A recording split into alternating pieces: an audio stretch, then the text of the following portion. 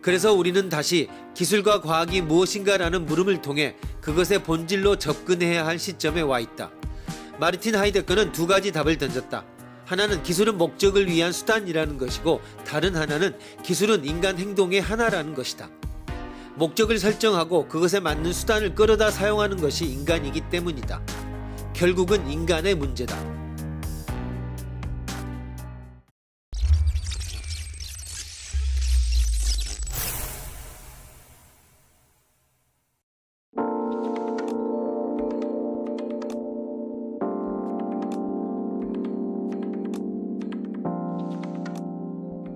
내가 지금까지 본 장미 중에서 푸른 장미는 없었다. 그러므로 세상에 푸른 장미는 없을 것이다. 이 이해는 연역 논증일까요? 귀납 논증일까요?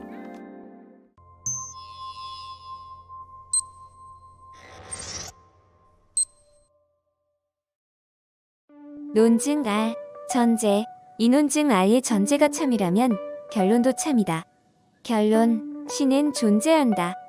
논증 R의 전제와 결론은 참일까 거짓일까? 그 이유는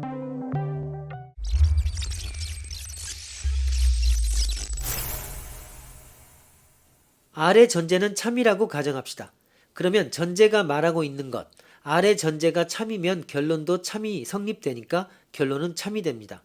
즉 R의 전제가 참이라고 가정하면 결론도 참이 됩니다.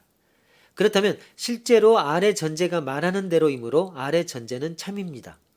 한편 R의 전제가 거짓이라고 가정해 봅시다. 그러면 전제가 말하고 있는 것, R의 전제가 참이라면 결론도 참이 성립되지 않는, 즉 R의 전제가 참인데 결론은 참이 아닌 것도 있을 수 있다가 됩니다. 그러나 R의 전제는 거짓이라고 가정했는데 R의 전제가 참인데 라는 모순이 발생합니다. 따라서 R의 전제는 거짓일 수가 없습니다. 이렇게 해서 R의 전제는 참인 것을 알 수 있습니다. 즉 R의 전제가 참이라면 결론도 참입니다. 이렇게 해서 두 개의 사실이 인정된 이상 두 개를 맞추면 R의 결론은 참이 됩니다. 그러나 R의 전제는 거짓이라고 가정했는데 R의 전제가 참인데 라는 모순이 발생합니다.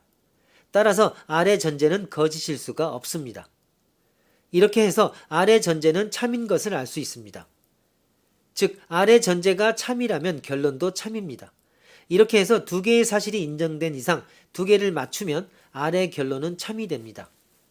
신은 존재한다 라고 하는 것이 이로써 증명되었습니다. 그렇나?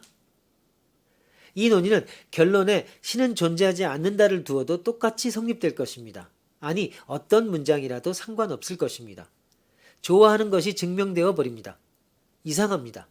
이 논증에 어디가 잘못된 것일까요? 논증의 전제란 원래 가정적인 진실을 말한 것입니다. 그것이 우연히 사실과 일치하면 진정한 참이 되고 사실과 일치하지 않는 경우는 단지 가정적인 참이 됩니다. 진정한 참, 가정적인 참이라고 하는 두 종류의 참을 구별해 봅시다. R의 전제가 진정한 참이라면 R의 전제로부터 결론이 정말로 도출됩니다. R의 전제가 가정적인 참이라면 R의 전제로부터 결론이 정말로 도출된다라고는 할 수 없습니다.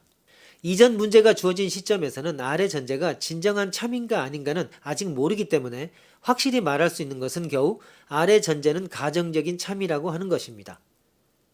잘 보면 R의 전제는 R의 구조 그 자체의 묘사라는 것이 이해될 것입니다. 그 묘사가 진실대로인가 어떤가는 보증되지 않고 R의 전제 안의 가정은 어디까지나 묘사에 지나지 않기 때문에 가정적 타당으로 여겨지는 것에 지나지 않습니다. 논증 R의 전제로 R 자신이 지시된다고 하는 자기 언급이 있는 탓에 진정한 참, 가정적 참이라는 두 개의 레벨의 혼동이 생겼던 것입니다.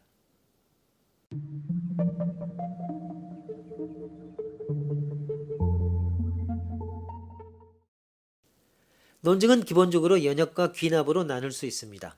연역이란 한 쌍의 전제로부터 엄밀한 추론 규칙에 따라 결론을 도출해내는 추론을 말합니다. 논리적 추론은 일반적으로 연역을 말합니다. 추론 규칙이 어떠해야 한다는 절대적인 제한은 존재하지 않습니다. 연역은 추론 규칙 제약 내에서만 결론을 도출하기 때문에 결론은 전제가 포괄하는 이상의 새로운 정보를 포함할 수 없습니다. 하지만 인간의 통찰력은 한정되어 있기 때문에 자명한 전제로부터 연역을 통해 뜻하지 않은 결론을 도출해낼 수도 있습니다. 반대로 그다지 자명하지 않은 전제에서 출발하여 연역적으로 추론해가며 명백히 불합리한 결론에 이르게 되는 경우도 있습니다. 이 경우는 전제가 틀렸다는 증명이 됩니다. 이러한 종류의 증명법을 귀류법이라고 부릅니다.